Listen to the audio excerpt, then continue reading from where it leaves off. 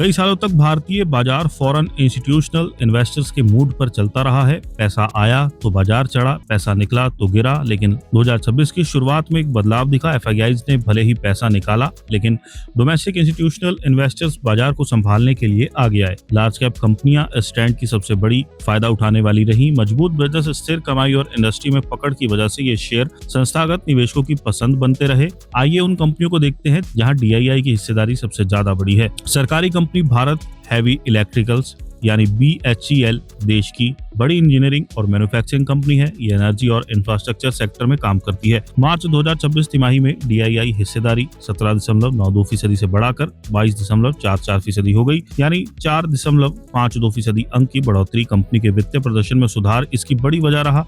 Q3 FY26 में revenue 7,277.09 crore रुपए से बढ़कर 8,473.1 करोड़ रुपए हो गया।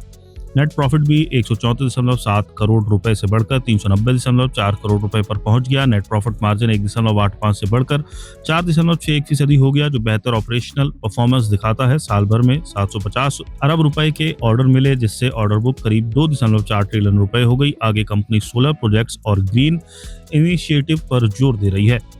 इंडसइंड बैंक प्राइवेट सेक्टर का बड़ा बैंक है, जो रिटेल और कॉर्पोरेट दोनों तरह के ग्राहकों को सेवाएं देता है। मार्च 2026 तिमाही में डीआईआई हिस्सेदारी 35.14% से बढ़कर 40.38% हो गई, यानी 5.24% अंक की बढ़ोतरी।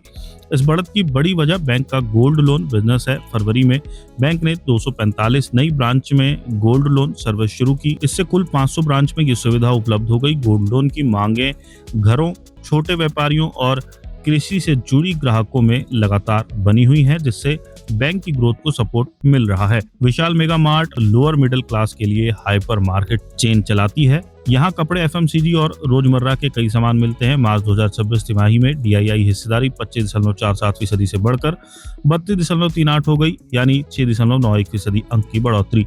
कंपनी तेजी से अपने स्टोर नेटवर्क को बढ़ा रही है। दिसंबर 2025 तक इसके 771 स्टोर हो चुके थे। इनमें 383 टियर 3 शहरों में, 188 टियर 2 और 200 टियर 1 शहरों में है। FY26 में कंपनी 100 से ज्यादा नए स्टोर खोलने की योजना बना रही है और इसके लिए करीब 2.5 अरब रुपए निवेश करेगी। पीबी फिनटेक ऑनलाइन इंश्योरेंस और क्रेडिट प्लेटफॉर्म चलाती है। इसमें पॉलिसी बाजार, पैसा बाजार और पेंशन बाजार शामिल है। मार्च 2026 तिमाही में डीआईआई हिस्सेदारी 25.59% से बढ़कर 32.55% हो गई, यानी 6.96% अंक की बढ़ोतरी। पीबी फिनटेक का प्रदर्शन भी मजबूत रहा।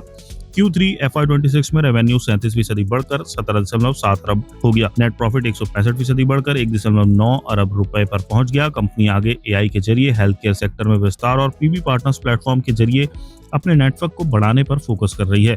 जिन लार्ज कैप शेयरों में डीआईआई की हिस्सेदारी बढ़ती है, वे अक्सर इस बात का संकेत होता है कि घरेलू निवेशकों को कंपनी के भविष्य पर भरोसा है। ये निवेशक आमतौर पर शॉर्ट टर्म शोर की बजाय लॉन्ग टर्म ग्रोथ को दिखाते हैं, लेकिन सिर्फ डीआईआई खरीद के आधार पर निवेश करना सही नहीं है। निवेश से पहले वैल्यूएशन, कर्ज, ग्रोथ प्लान, प्रतिस्पर्धा और सेक्टर की स्थिति को समझना जरूरी है।